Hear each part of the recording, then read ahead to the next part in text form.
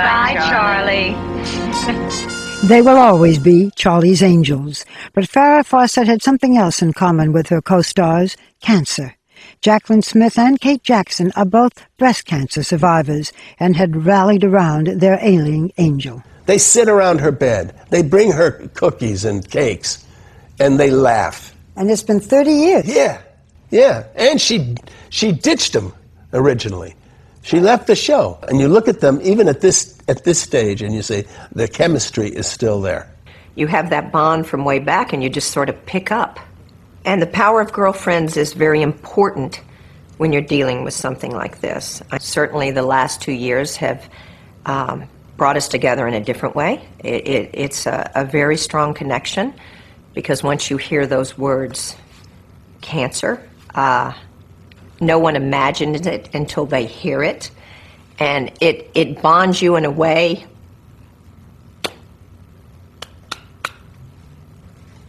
For the past several months, Farrah had been confined to her bed, going in and out of consciousness. And I sat on her bed and I said, talk to me. She just looked at me.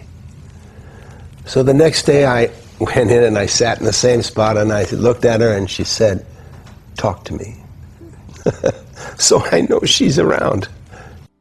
In the NBC documentary, their son Redmond was brought from jail to visit his mother.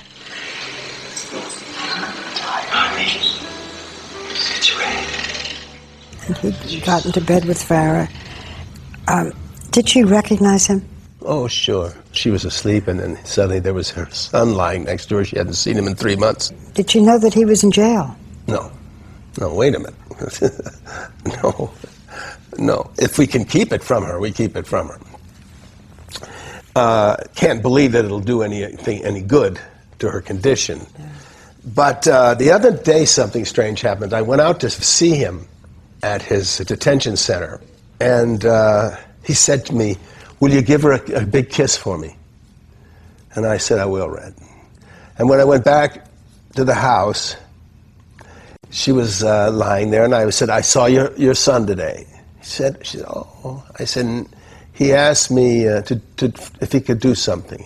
She said, what? I said, give you a big kiss. And she held up her eyes like this, and I reached in and I kissed her. And I could feel the kiss getting harder, and I felt her arms go around me, and she started to rub the top of my head, and I thought, she thinks I'm Redmond. She thinks I'm Redmond. So I just stayed Redmond, and she said, I miss you. I miss you so. Ryan says Farrah's cancer brought them closer than ever, and he renewed his efforts to marry her. If she'll feel a little better, I've asked her to marry me again, and she's agreed. Really? Swear to God. Why don't you just go do it? Well, we will, as soon as she can say yes. Right. Maybe we can just nod her head. No, I promise you, we will. We will. I've already got my costume ready. What's your costume? Well, I'm like a gigolo, you know, and a little thin mustache and a slick black hair. I don't know. We have fun. We tease about that. But she said to me when I asked her to marry me, she said, okay, but prenup. Oh! So you make her laugh? Oh, yeah. If she can, I will. So you really think that you and Farrah will get married? Absolutely. So. Absolutely. Sadly, time ran out, and they never married. But last week during our interviews and before Farrah died, Ryan and Alana were still hopeful. He loves her so much. He really does. You know, when he walks in the room, her face just lights up. Do you still feel that Farrah might recover, might make it? I don't know, Barbara. I did. I really did. I've never given up hope. I've never given up faith. It's getting a little harder now. And, you know, I said to her the other night, I know you're tired, but do you still want to keep on fighting?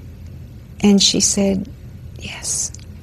And I said, well, then we're right here with you, and we're fighting with you. And I said, and if you change your mind, that's okay too.